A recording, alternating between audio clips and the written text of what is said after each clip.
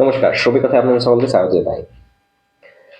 জানুয়ারি মাসের মধ্যেই পশ্চিমবঙ্গ রাজ্য সরকারের যে ন্যূনতম মজুরি যে নোটিফিকেশনটি রয়েছে, যেটি আমাদের পশ্চিমবঙ্গ রাজ্য সরকারের লেবার কমিশনারেট ওয়েবসাইটে রিলিজ করা হয়, সেটা রিলিজ করা হয়ে গেছে। এর মাঝে আপনার যে ন্যূনতম মজুরি এ জোনে আপনার কত হবে ভার্সাস বি জোনে আপনার কত হবে, সেটা আমরা এই ভিডিওর মাধ্যমে আজকে তুলে ধরবো। West Bengal minimum wages act 1948 অথবা মিনিমাম ওয়েজেস অ্যাক্ট 1948 দ্বারা এটা সঞ্চালিত। এবার কথা হচ্ছে, আপনি যদি এই জন্য বাস করছেন, তাহলে সেখানে আপনি যে ক্যাটাগরিতে কাজ করছেন সেই ক্যাটাগরিটি কি ভার্সাস আপনি যদি বি জনে কাজ করছেন, তো সেখানে সেই ক্যাটাগরিটি কি, এটা আমরা আজকে এই ভিডিওতে সম্পূর্ণরূপে আলোচনা করব। চলুন ভিডিওটি শুরু করা যাক। আপনার যদি চ্যানেল নতুন এসে চ্যানেলটি অবশ্যই সাবস্ক্রাইব করুন, পাশে যে নোটিফিকেশন বেলটি আছে ওটাকে অল ক্লিক করবেন। আমি এরকম অনেক ইম্পর্টেন্ট ভিডিও আগামী দিনেও নিয়ে আসবো। চলুন ভিডিওটি শুরু করা যাক। দেখুন, পশ্চিমবঙ্গ রাজ্য সরকার বছরে দুবার ডিএ ইনক্রিজ করে। এই ডিএটা কখন ইনক্রিজ করা হয়? প্রথমত জানুয়ারি মাসে, দ্বিতীয়ত জুন মাসে। জানুয়ারি মাসে যখন ইনক্রিজ করা হয় সেটা জুন অবধি চলে, আবার জুন মাসে যখন ইনক্রিজ করা হয় সেটা ডিসেম্বর অবধি চলে।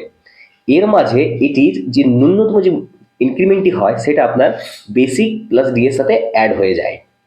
এটা কীরকম ভাবে অ্যাড হয় সেটা আমি আপনাকে বলবো। তার সাথে সাথে আমি আপনাকে এটা দেখিয়ে দেবো যে বর্তমানে এখন কোথায় কত চলছে। যদি আপনারা আসানসোলের মধ্যে বসবাস করছেন, তাহলে আপনি যদি কোনো রাজ্য সরকারের আন্ডারে কোথাও কাজ করছেন, মনে করুন আপনি যদি কর্পোরেশনের মধ্যে কাজ করছেন, তাহলে আপনার ন্যূনতম যে মজুরি হবে সেটা কত হবে সেটা আমি এই নোটিফিকেশনের মাধ্যমে আপনাকে বুঝিয়ে দেবো। সেটার জন্য আমি একটি পেজের মধ্যে লিখে রেখেছি। যদি সেটাকে আপনি ভালো করে পড়েন তাহলে আপনি বুঝতে পারবেন যেটা কিভাবে ভাগ করা হয়। আর একটা খুব ইম্পর্টেন্ট জিনিস হচ্ছে, আপনার যে মজুরিটা রয়েছে সেই মজুরিটা হলো চারটি শ্রেণীতে ভাগ করা আছে। একটা হচ্ছে আনস্কিল্ড ক্যাটাগরি, একটা হচ্ছে সেমি স্কিল্ড ক্যাটাগরি, একটা হচ্ছে স্কিল ক্যাটাগরি, একটি হচ্ছে হাই স্কিল ক্যাটাগরি। এর মানে হচ্ছে আপনি অকৌশল, অর্ধকৌশল, কৌশল এবং অতি কৌশলের আওতায় যদি রয়েছেন। তাহলে চলুন সেই পেজটিকে দেখা নেওয়া যাক আর ডিটেলস একটু বুঝে নেওয়া যাক। পশ্চিমবঙ্গ রাজ্য সরকারের ন্যূনতম মজুরি জানুয়ারি থেকে জুন 2026। দেখুন, যদি আপনি এ জনে রয়েছেন তাহলে 399 টাকা, বি জনের ক্ষেত্রে 375 টাকা, আবার অর্ধ কৌশলে 439 টাকা, বি জনে 413 টাকা, কৌশলের ক্ষেত্রে দেখুন 483 টাকা, আবার বি জনে এখানে 454 টাকা। এবার দেখুন, অতি কৌশলে 532 টাকা, বি জনে 500 টাকা।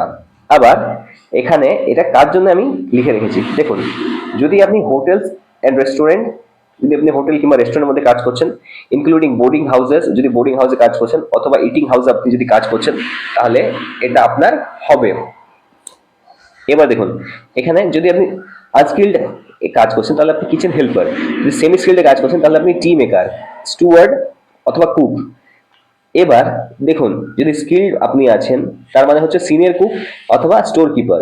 আবার যদি আপনি হাইলি স্কিল্ডের মধ্যে রয়েছেন তাহলে কিচেন মাস্টার, হেড কুক, এটি আপনি পাবেন। এটা আপনার অধিকার, এই অনুযায়ী আপনার স্যালারিটা দেওয়া হবে।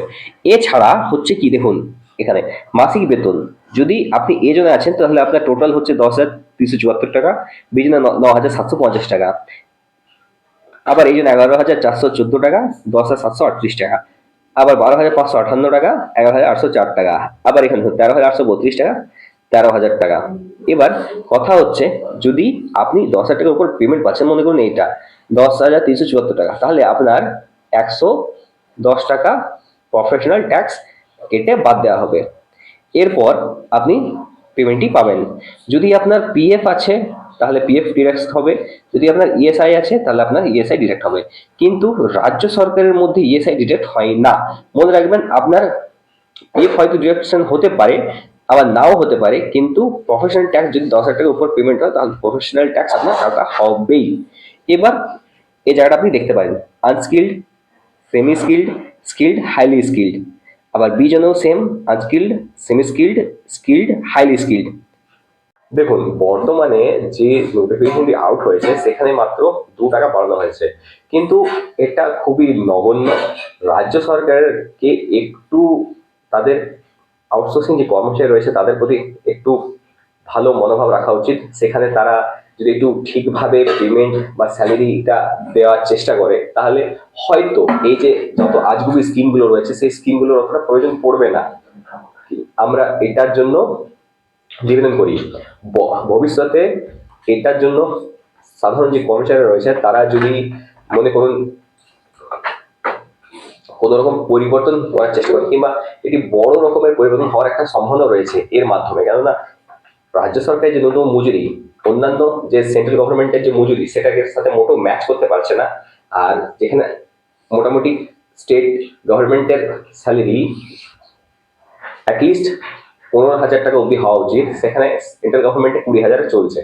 তাহলে এটা একটা অনেক বড় একটা ফারাক রয়েছে, মানে 50% ফারাক আছে। যে রাজ্য সরকার ১০,০০০ দিচ্ছে আর সেন্ট্রাল গভর্নমেন্ট ২০,০০০ টাকা দিচ্ছে, তাহলে বাকি টাকাটা যাচ্ছে কোথায়? এটা হচ্ছে আমাদের প্রশ্ন। যদি ভিডিওটা আপনার ইনফরমেটিভ লেগে থাকে তাহলে চ্যানেলটি অবশ্যই সাবস্ক্রাইব করুন, পাশে যে নোটিফিকেশনটা সবাই অনেক ক্লিক করুন। আমি এরকম অনেক ভিডিও আগামী দিনে নিয়ে আসবো। ধন্যবাদ।